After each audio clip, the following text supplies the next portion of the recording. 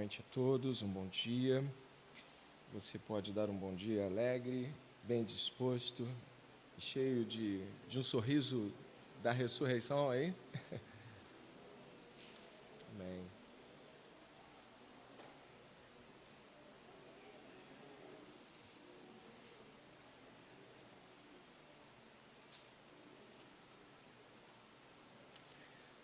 Bom, irmãos, nós havíamos planejado hoje iniciar a nova liturgia da ceia pós-intervalo, mas o calor dos últimos dias nos deixou muito preocupados quanto à possibilidade que isso acontecesse e a saída dos irmãos em um horário muito tardio, talvez próximo ao meio-dia.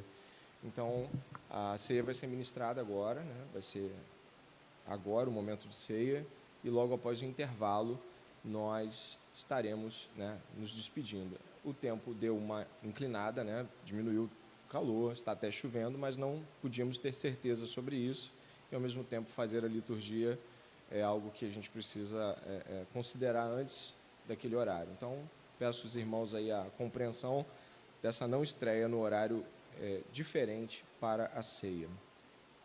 Gostaria de convidar a todos para abrirem suas Bíblias na terceira carta do apóstolo João, a terceira de João. Eu pedi à igreja que se preparasse fazendo a leitura das três cartas, né, primeira, segunda e terceira de João, porque elas se unem, fazendo ressoar uma mensagem muito parecida. Nesta manhã não estão todos aqui conosco, alguns irmãos estão trabalhando, fazendo provas, alguns convalescentes e alguns em situações familiares. Então, a igreja que está reunida aqui hoje certamente pode dividir com aqueles que não estão, logo mais à noite, durante a semana, a palavra que o Senhor vai nos dar também. Eu gostaria que nós lêssemos, ou seja, eu vou estar lendo, você vai estar acompanhando, em seguida, uma breve meditação pessoal, um minutinho apenas sobre o texto. Eu vou estar lendo, você vai observando aí com o seu coração aberto também.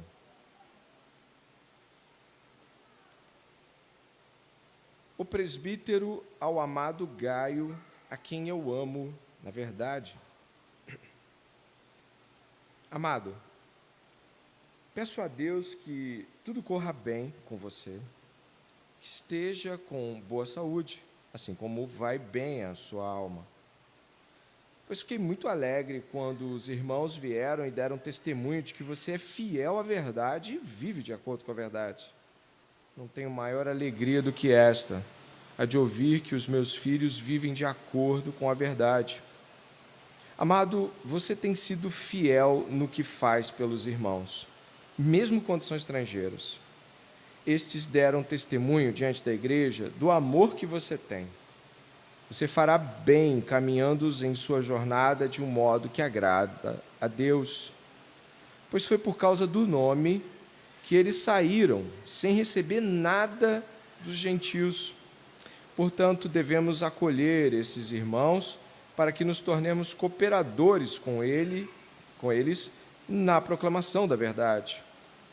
Escrevi algumas palavras à igreja, mas Diótrefes, que gosta de exercer a primazia entre eles, não nos dá acolhida. Por isso, quando eu for aí, farei com que se lembre das obras que ele pratica, proferindo contra nós palavras caluniosas. E, não satisfeito com isso, ele não recebe os irmãos, impede os que querem recebê-los e os expulsa da igreja. Amado, não imite o que é mal, e sim o que é bom. Quem pratica o bem procede de Deus, quem pratica o mal jamais viu a Deus. Quanto a Demétrio, todos dão bom testemunho dele, até a própria verdade. E nós também damos testemunho, e você sabe que o nosso testemunho é verdadeiro. Muitas coisas tinha para lhes escrever, mas não quis fazê-lo com tinta e pena, pois espero vê-lo em breve. Então conversaremos pessoalmente. A paz esteja com você. Os amigos mandam saudações.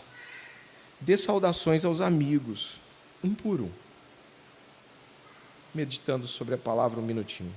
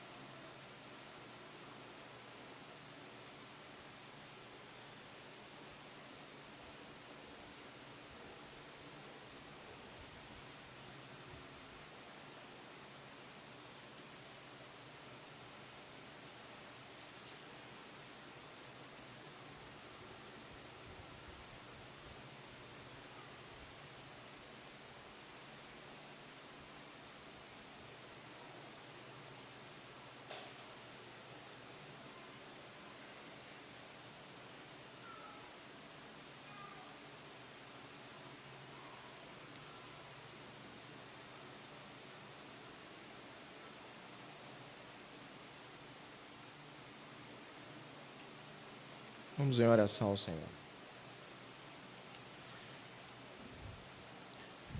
Pai, da tua parte recebemos as Escrituras e agora, Pai, pouco antes de tomarmos parte na comunhão da ceia do Senhor, nós recebemos as Escrituras para que o nosso coração esteja de modo apropriado, próximo de Ti, para que possamos nos examinar e tomar do cálice, para que venhamos a nos dedicar a olhar para tudo isso que o Senhor está fazendo, com um olhar renovado.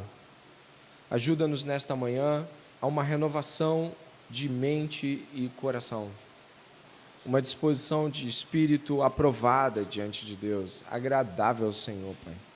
Ajuda-nos a ouvir Tua palavra com o coração quebrantado e tomar parte da ceia, Pai, de modo apropriado também. Em nome de Jesus. Amém. Há 2000 anos atrás, esta mesma carta foi lida pela primeira vez em uma igreja. Digo isso porque, apesar de ser uma carta pessoal, você vê que ela está aqui para o Gaio, assim como as epístolas de Tito e Timóteo, elas acabaram tomando outros ares e chegando à igreja. Ou seja, essa epístola, uma carta pessoal, depois disso, acabou sendo lida e por nós conhecida. As igrejas tomaram parte nisso. Quem está escrevendo ela é João. Todos os testemunhos internos, a escrita, o estilo, as palavras escolhidas, verdade, amor, elas todas combinam exatamente com o que João faz, tanto no Evangelho quanto nas cartas e também no Apocalipse. Então, a tradição da igreja, ela tem certa unanimidade, claro, há sempre aqueles que discordam, de que este presbítero, verso 1, é João. Na verdade, chama atenção o modo como o artigo é colocado aqui. O presbítero ao amado Gaio. A expressão em grego denota uma certa diferença dele para os demais, outros presbíteros que podem haver, então é o presbítero. Ele também faz essa assinatura na carta de número 2, mas aí ele fala a senhora eleita. Né? Presbítero é uma expressão que quer dizer ancião, ou a pessoa, digamos, mais experimentada da comunidade cristã da época. E nós vamos estar aqui hoje vendo como esta carta, que foi escrita há 2000 anos atrás, para um destinatário comum, um membro de igreja, ela é abençoadora para nos expressar algo que muitas vezes, irmãos, por alguns motivos, passa dos nossos olhos despercebido. É a vida comum da igreja. Nós já estivemos diante da mesa do Senhor muitas vezes, alguns mais do que outros. Eu, mais ou menos do que alguns aqui. E estar diante da mesa do Senhor, ou seja, da ceia, do pão e do cálice, além de ser algo maravilhoso, é também algo comum. E hoje eu gostaria de apresentar aos irmãos de que a vida comum da igreja, muito parecida com a que vamos ler na carta, a vida que nós temos hoje em igreja, ela é uma vida apreciável. Ela é uma vida que, apesar de ser comum e continuada, ela comunica vida a todos nós. Então eu gostaria de que hoje, alegrias, tristezas, proclamação do Evangelho e discipulado que estão nesta carta pudessem nos fazer relembrar a graça e a beleza na vida comum cristã de todos nós. Amém? Sendo assim, desta forma, eu vou estar observando verso após verso, vendo os indicativos de cada verso, o que cada um deles tem e por que cada um deles é tão especial, não é? Na verdade, se eu puder dizer para os irmãos, a impressão que eu tenho sobre esta carta é de que ela é uma carta que retrata o dia a dia da igreja de uma maneira muito simples. Até mesmo a abertura da carta, ela não tem aqueles grandes prólogos. Você lembra como João começou o seu evangelho e até mesmo a sua primeira carta? Você lembra como Paulo começava as cartas? Bendito seja o Deus e Pai. Um arranjo teológico enorme. Nossa carta ela é simples, porque ela quer dizer realmente como é a vida simples da igreja. E a partir deste momento, eu gostaria que pudéssemos, verso após verso, ir examinando esta carta para o proveito da igreja. O primeiro verso diz assim: o presbítero ao amado Gaio, a quem eu amo na verdade. Esse Gaio aqui é não sei, talvez uma liderança, não sei, mas ele é alguém que tem um bom testemunho na igreja, ele provavelmente não é o Gaio que nós encontramos em Atos, nem nas cartas paulinas, porque a distância de tempo escrita é muito grande, provavelmente não é o Gaio, acho muito difícil que seja, e não vale apostar nisso. Esse irmão nosso aqui, o Gaio, ele recebe aqui uma enorme consideração de João com duas afirmações. A primeira é ao amado Gaio. A expressão ágapon aqui, ou ágape, ela remete a amado por Deus. Gaio é amado. Essa expressão é também comum em outras cartas de outros apóstolos. O amado não começa porque eu te amo, começa porque ele nos ama. E aqui Gaio é lembrado do amor de Deus. E em seguida, João também o ama, né? Ele fala, a quem eu amo na verdade. Mas aí eu pergunto, será que um irmão da igreja não sabe que é amado por Deus? Sim, sabe. Um irmão da igreja sabe que é amado por Deus. E uma coisa que eu acho que todo mundo aqui pode ter certeza ao ler as Escrituras é que Deus nos ama. Mas isso não significa que nós não nos esqueçamos disso. O fato de que a apresentação da carta remete de que Gaio é amado por Deus, nos traz a percepção gentil e simples de que precisamos ser lembrados por nossos irmãos de que o amor de Deus está sobre nós. E que muitas vezes nos esquecemos disso pela dureza da vida, circunstância ou engano do coração. Mas Deus nos ama. E ainda mais, quem eu amo na verdade. Existe um ambiente de amor, olha que coisa magnífica, que começa em Deus e derramado por Deus se estende pela vida de Gaio por meio de João. João, então, ele quer dizer, Deus ama você e eu também amo você. John Stott tem uma frase maravilhosa aqui sobre isso, e ele fala assim, a verdade, né, John Stott diz ser a verdade, a esfera onde seu amor mútuo existia e florescia por Gaio. Você reparou onde Gaio ama? Onde João ama Gaio? Na verdade. A verdade é o ambiente onde Gaio está sendo amado. O que é a verdade? A verdade é Jesus Cristo. A verdade é a proclamação que Cristo fez acerca de si mesmo. A verdade é a morte e a ressurreição de Cristo que dão um outro olhar sobre o mundo. A possibilidade do amor de João existir a longa distância por Gaio, mesmo sem estar presente, é porque o Deus que se faz presente e nos dá a verdade, nos dá o ambiente correto para amarmos uns aos outros. Não existe como manter o amor sem que o ambiente não seja a verdade de Deus. E aqui ele une relacionamento ao lugar onde ele deve acontecer, na verdade. Seguido a isso, ele diz, amado, mais uma vez ele faz a menção honrosa que por 4 vezes acontece na carta. Amado, peço a Deus que tudo corra bem com você e esteja com boa saúde, assim como vai bem a sua alma. Que magnífica colocação aqui de João. João está trabalhando 3 coisas aqui. A primeira é uma afirmação que traz a âncora para as outras 2. A primeira é que a alma, e aqui quer dizer a vida espiritual de Gaio vai muito bem. E ele diz que assim como vai bem a sua vida espiritual, que também a sua prosperidade, ou seja, a sua vida comum, seu trabalho e a sua saúde sigam na mesma direção. É trágico imaginar e ver uma pessoa com muita saúde, uma pessoa com um trabalho próspero, sem Deus. Nós não conseguimos olhar para isso e dizer, é bom. Nós olhamos para a riqueza dela, nós olhamos para a beleza física, olhamos para aquilo tudo e diz, é vão. Mas, quando a vida com Deus vai bem, as outras partes da vida podem ir bem também. Isso não é uma oração, mas é um voto, é um desejo de que a vida de Gaio prospere integralmente, um olhar integral de João. É muito bom quando os irmãos estão vivendo uma vida espiritualmente próspera, mas nós também desejamos de que os seus negócios vão bem, de que seus estudos vão bem, que a saúde melhore. Ninguém fica vendo uma pessoa de cama e diz, mas você já tem Deus, o que importa é isso. Não, a gente busca remédio, a gente leva para o médico, ninguém deixa por isso mesmo.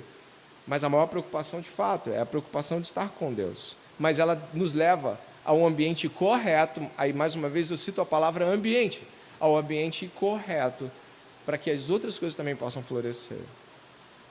E aqui eu lembro de Jesus também, que devemos buscar primeiro o reino dos céus e estas coisas serão acrescentadas. E que seja assim. João tem um desejo muito grande para que a vida de Gaio integralmente possa ser próspera.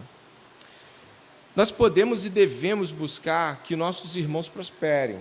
E devemos e podemos buscar isso orando a Deus. E João aqui nos dá um indicativo maravilhoso sobre isso. Ainda dentro desta realidade de alegria, o verso 3 é um verso muito importante, junto com o verso 4. Eu vou pedir para você fazer a leitura em voz alta, por gentileza. Verso 3 e o verso 4. Vamos lá? Pois...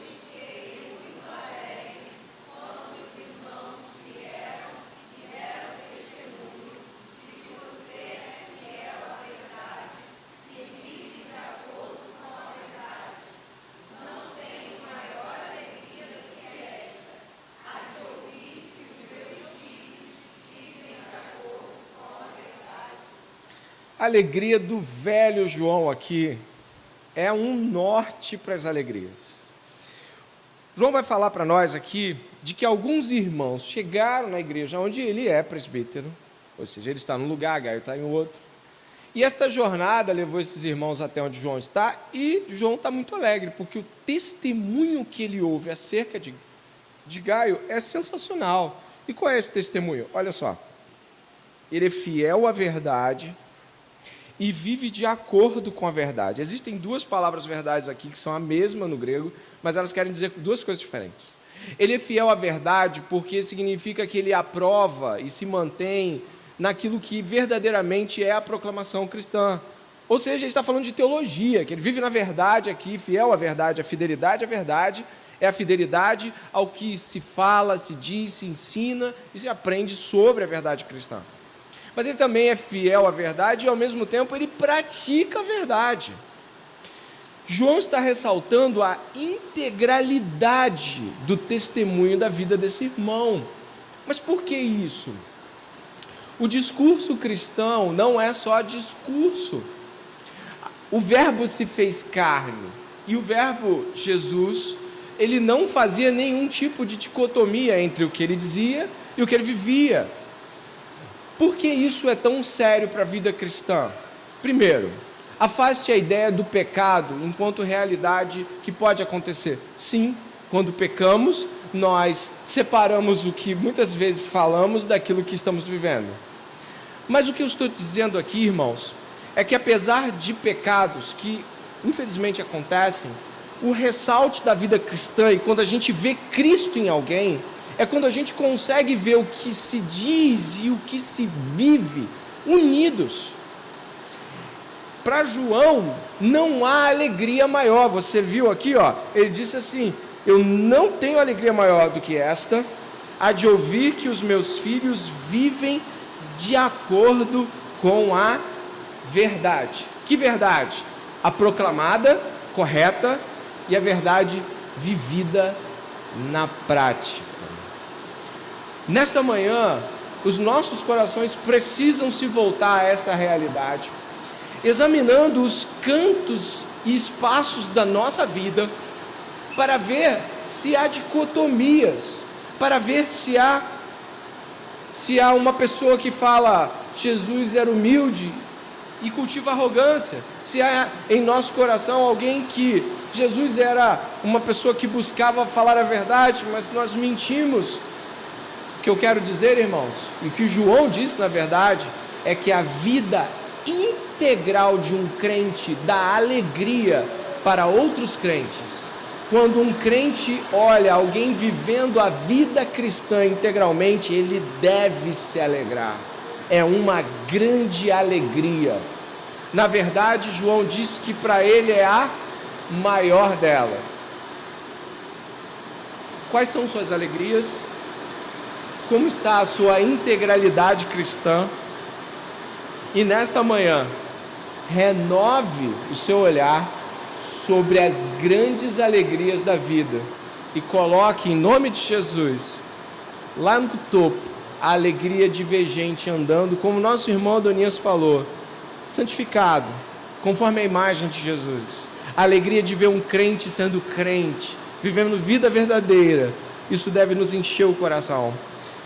Por mais comum que possa parecer, e até razoável imaginar, é isso que deve ser, isso deve nos alegrar. Alegrar. E muito. O verso 5, ele continua, mais uma vez: amado, você tem sido fiel no que faz pelos irmãos, mesmo quando são estrangeiros. Estes deram testemunho diante da igreja do amor que você tem. Você fará bem encaminhando-os em sua jornada, de um modo que agrada a Deus. Pois foi por causa do nome que eles saíram, sem receber nada dos gentios. Portanto, devemos acolher esses irmãos, para que nos tornemos cooperadores com eles na proclamação da verdade. O testemunho de Gaio continua, mas desta vez ele vai deixar claro um aspecto da integralidade desse irmão, que é o fato de que ele hospeda, recebe e investe em, ao que parece, cristãos que estão proclamando de modo itinerante. Talvez sejam até pregadores itinerantes, mas são proclamadores da verdade, como diz o final do verso 8. Nesse ponto aqui, o verso 8, portanto, devemos acolher, traz uma palavra muito interessante para o próprio grego. Devemos acolher sob o mesmo teto. Ele está falando de uma hospitalidade dentro da própria casa. Devemos acolher aqui sobre o mesmo teto significa colocar debaixo dos seus cuidados integrais aqueles que proclamam a verdade. Para quê? Dá uma olhada. Para que nos tornemos cooperadores com ele na proclamação da verdade. Jesus disse assim: quem vos recebe, a mim recebe. João está aqui ecoando as palavras de Jesus e vendo que Gaio está fazendo o que Jesus pediu. É muito difícil acolher sobre o mesmo teto. E eu não quero julgar aqui o fato de que alguns talvez não tenham um teto propriamente seu para acolher ainda. Mas o acolhimento sobre o mesmo teto, ele trazia a dimensão integral de ajuda. Você está dando comida, você está dando abrigo, você está dando o que a pessoa precisa, o que ela necessita. Estar sobre o mesmo teto, só para que você tenha uma ideia, é uma dimensão de tratamento que você encontra lá desde os profetas antigos do Velho Testamento. Eliseu na casa da viúva. Isso vai perpassando. E o que isso traz para nós, irmãos, em termos de significado? Simon Kistemaker vai falar sobre isso, algo interessante. Ele vai dizer sobre este versículo assim: devemos moralmente fazer isso como cristãos, e também porque necessitamos disso para ser encontrados na honrada posição de quem integralmente coopera com a proclamação da verdade. Olha o que isso quer dizer. O acolhimento, o cuidado integral dos proclamadores, o cuidado integral daqueles que a gente vê que se entregam à vida evangélica, à vida cristã. Esse cuidado completo reflete a mente de um crente que entende que está proclamando com ele. Está com ele proclamando. Quando ele faz aquele movimento de acolhida, de sustento, de integralidade, o que ele está compreendendo é: eu e ele estamos proclamando, a boca dele está indo adiante, mas ele está fazendo isso porque estou ajudando. Se eu não ajudar, ele não vai conseguir. Precisamos, como cristãos, compreender que isso é vida comum. Algumas pessoas acham um absurdo acolher as outras, acham invasivo, e outros mais, é coisa de pastor. A hospitalidade é uma questão de pastor, está lá, ó, o presbítero deve ser hospitaleiro. Mas nós encontramos um crente comum aqui. Significa então que os padrões dos pastores, eles não são mais elevados, devem ser exemplares, mas são para todos os cristãos, inclusive para o Gaio. E nesta manhã, que possamos desejar verdadeiramente acolher integralmente aqueles que se entregam pelo Evangelho. Aqui nesta igreja há pessoas que têm uma entrega muito grande pela causa cristã, não mais que as outras, mas de modo mais expressivo em termos de tempo e da própria vida. O que eu quero dizer? Aqueles que estão trabalhando em outras frentes, em outros aspectos, ou diria Lutero, em outras máscaras do reino, devem olhar para estes e dizer: vamos apoiar, vamos acolher o que precisa para continuar sendo frutífero, o que pode ir além. É um olhar cristão comum e necessário. Nós não devemos esperar, preste atenção no verso 7, pois por causa do nome que eles saíram sem receber nada dos gentios, não devemos esperar que os de fora venham exercer antes de nós a misericórdia pelos de dentro. Estes homens, eles decidiram nada receber dos gentios, e aí devem ter os motivos dele, não querer que os gentios imaginassem que estavam extorquindo algo, ou mesmo a impressão que se tinha da época. Havia muitos religiosos itinerantes. Uma vez acharam num templo de uma deusa grega, um escravo fazendo anotações de que o último pregador itinerante daquela deusa caminhou por alguns meses e voltou com 70 sacas de alimento, porque ele passava e recolhia em nome das deusas. Olha isso, Jesus diz que nós não devemos ir nem com bolsa, nem com capa, nem com 2 túnicas, mas receber de bom grado aquilo que é feito, mas não pedir, não exigir. Mas a compreensão cristã de quem está vendo isso acontecer é de acolher, ir adiante. Agora existe um revés na carta.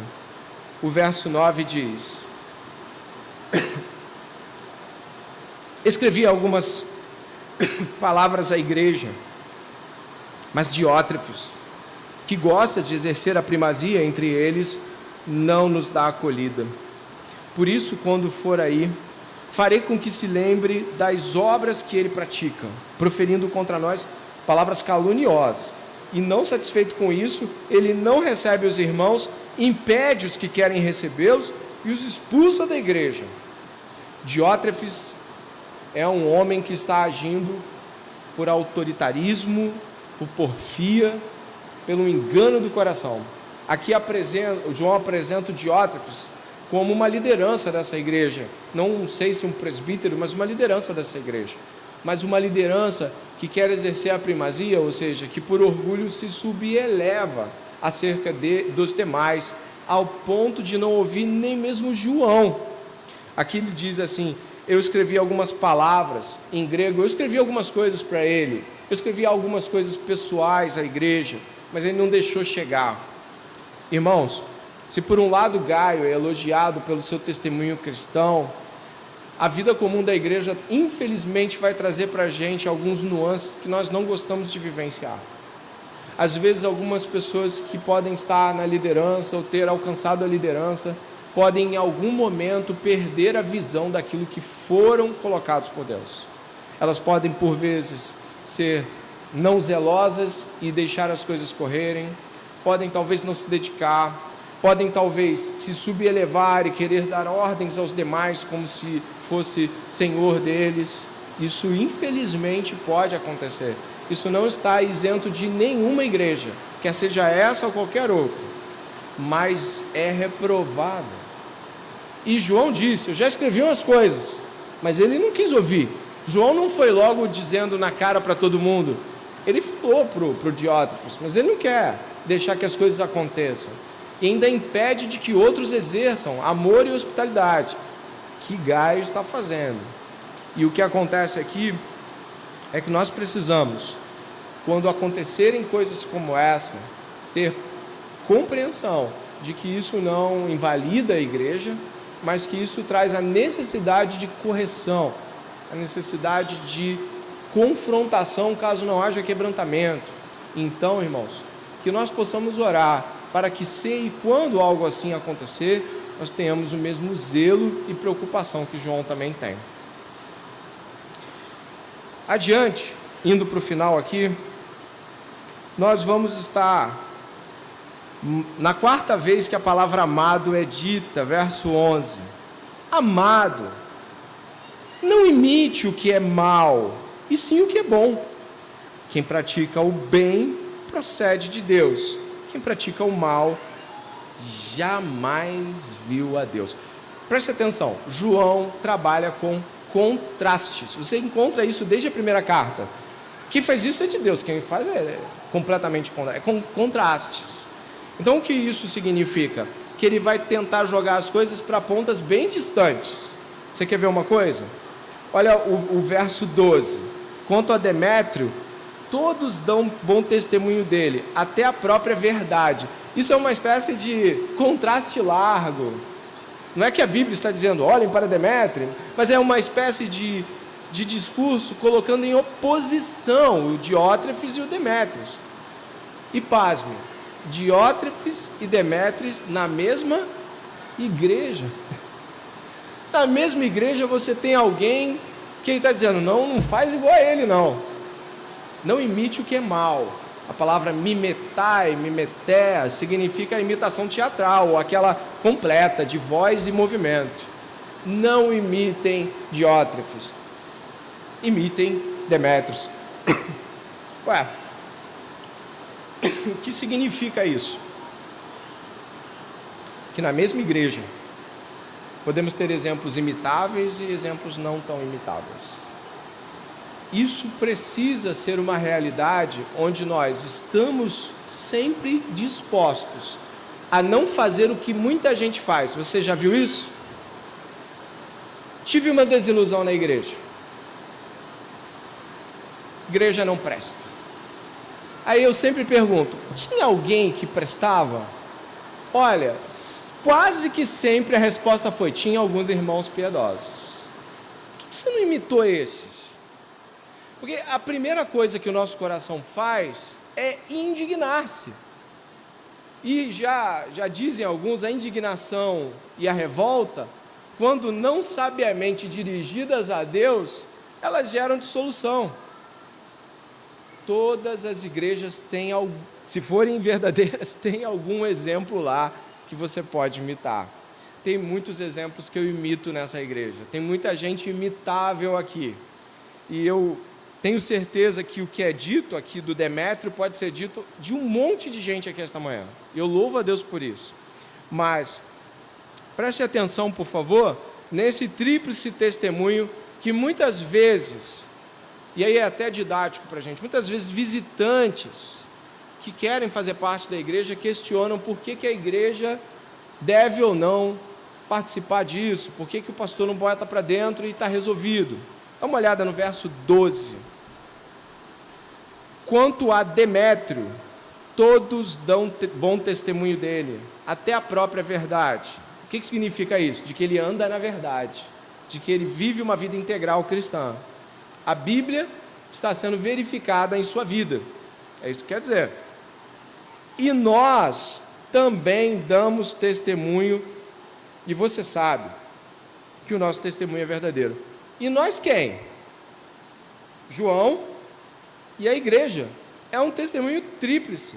Olha, ele vive de acordo com a Bíblia, eu digo que isso é verdadeiro, e a igreja também está dizendo. A comunidade, ela realmente faz a diferença na hora de testemunhar acerca da vida dos irmãos. A comunidade não é mera assistente, não está olhando, não, mas verdadeiramente a comunidade tem o seu papel no testemunho que dá sobre a vida de outros.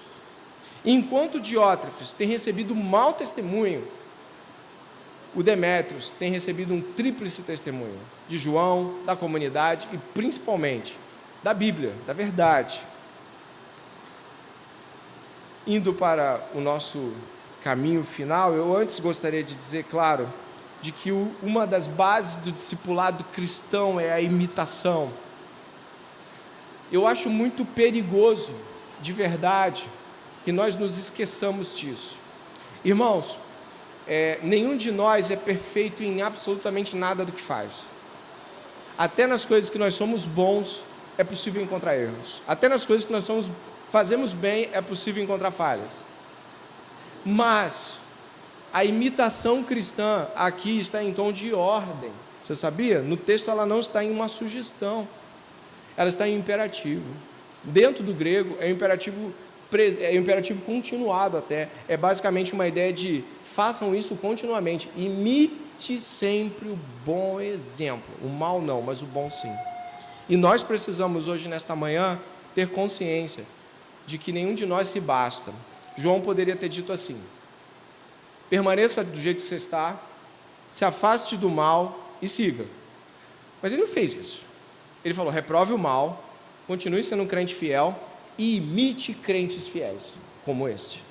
Significa que a imitação é crucial para a nossa própria continuidade da vivência cristã e do avanço cristão.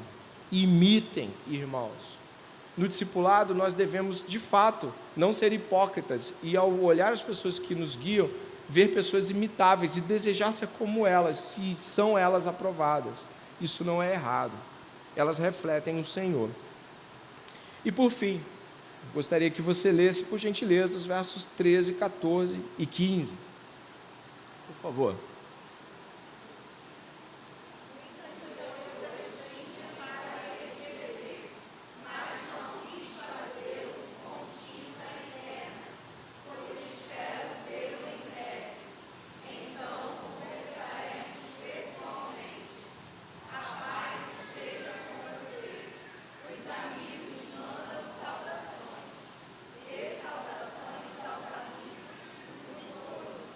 Que lindo este final. Muito bonito este final. João, ele anseia pela pessoalidade. Ele não está satisfeito de ter escrito uma carta e quer estar com Gaio pessoalmente. Uma das coisas maravilhosas da vida comum cristã é o anseio e o desejo de estar com os irmãos. De estar pessoalmente, de que a conversa não acabe, de que continue pessoalmente essa conversa. Isso é um desejo e um prazer de um homem já bem velho, que já viveu muito cristianismo. Eu falei sobre isso na quinta-feira, sobre Paulo ser um homem velho, mas ainda assim um homem bravo, lutando pela proclamação do Evangelho. Nós precisamos, assim como João aqui, observar de que o tempo passa na vida cristã, mas nós não devemos, por isso, desejar menos estar com os irmãos, ter menos anseio pela pessoalidade. Ele vai deixar algumas frases aqui muito significativas. Primeiro, que ele não quer fazer com papel e tinta, significa, eu não quero fazer isso à distância, eu quero falar com você. Segundo, de que ele deseja a paz, ou seja, ele deseja o shalom de Deus, e aqui a paz, numa questão hebraica, eu desejo tudo de bom para você. Os amigos mandam saudações, ou seja, Gaio é um homem que tem amigos. E mais ainda, dê saudações aos amigos. De que modo? Já olhou? Um por um. A coletividade não anula a pessoalidade e a individualidade. Ainda citando John Stott, ele fala algo interessante no seu comentário. Ele fala assim, olha, por mais que hajam muitos irmãos na igreja, se esforce por conhecer todos eles. Não significa que você vai ser amigo de todos, mas pelo menos você sabe o nome das pessoas que estão perto de você, sabe um pouco do que elas vivem, consegue orar por coisas mais substancialmente reais. A igreja, eu ressalto, a igreja é uma igreja de amigos. E em que sentido isto se faz lembrar? Jesus Cristo em João capítulo 15 diz, eu já não chamo vocês de servos, mas de amigos, porque tudo o que eu sei de meu Pai, eu disse para vocês, nós somos amigos em Cristo também. e ela é uma amizade que tem vários graus de proximidade ou não, mas significa que essa fraternidade cristã, esse olhar de bem-querer de um para com o outro deve permanecer. João deixou isso dizendo: quero que sua vida toda seja boa, sua vida espiritual, sua vida prática comum, a vida de trabalho, a sua saúde, é um desejo integral. E eu gostaria de terminar aqui com as seguintes conclusões. Aprendemos nesta manhã, de que somos amados. Lembre-se de que você é amado e amada por Deus em Cristo.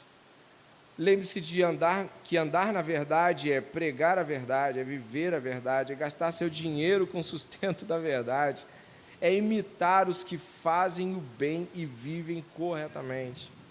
Lembre-se de fazer amigos. E por fim, eu termino assim. Jesus nos ensinou que o ministério cristão não é uma empresa, mas sim uma família, onde irmãos, amigos servem juntos a Deus, dando tudo o que têm e tudo o que são para a proclamação do Evangelho. Que os votos de João, que apontam tanto para o Evangelho de Jesus Cristo e para a simplicidade cristã, inundem seu coração nessa manhã. Que a vida comum de um cristão não seja, por ser comum, menos interessante, mas grandiosa, gloriosa e graciosa. Eu gostaria de convidar o Ministério de Música para que venha até aqui. Enquanto isso, gostaria de convidá-lo a uma oração sobre o que ouvimos.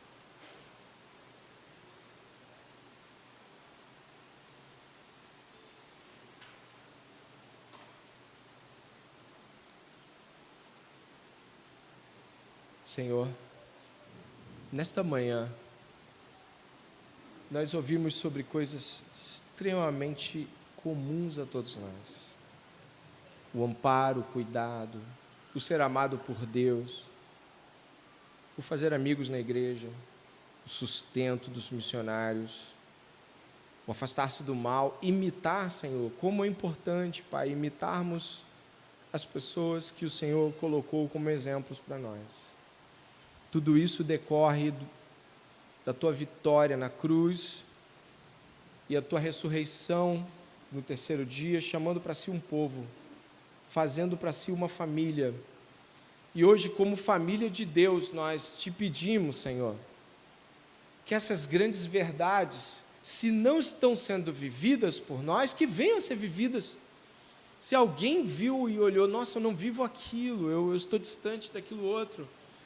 Ó meu Pai, nosso Pai, que venhamos a nos aproximar dessas coisas que são grandes, maravilhosas, e que devem ser vividas enquanto há tempo, porque nós ainda estaremos com o Senhor um dia e isso vai acabar. Que nesta manhã, diante da mesa do Senhor, haja comunhão entre os santos, haja assim alegrias divididas uns para com os outros, porque Jesus Cristo venceu e nos deu a alegria de estarmos juntos como igreja. Pai, nos ajude durante o serviço da mesa, a que esta alegria esteja envolvida de modo real, Senhor. Ao lado, perto de nós, há pessoas que nós podemos desejar trocar o cálice e dizer: meu amigo, minha amiga, meu irmão, minha irmã, que alegria o Senhor me deu você. Senhor, nós estamos numa manhã alegre, onde o Espírito de Cristo nos faz lembrar de que nós temos o Senhor, que nos ama muito. E assim, alegres, tomaremos parte desta mesa em nome de Jesus. Amém e amém. Vou chamar a diaconia para estar aqui servindo, e nós estaremos entoando cânticos ao Senhor.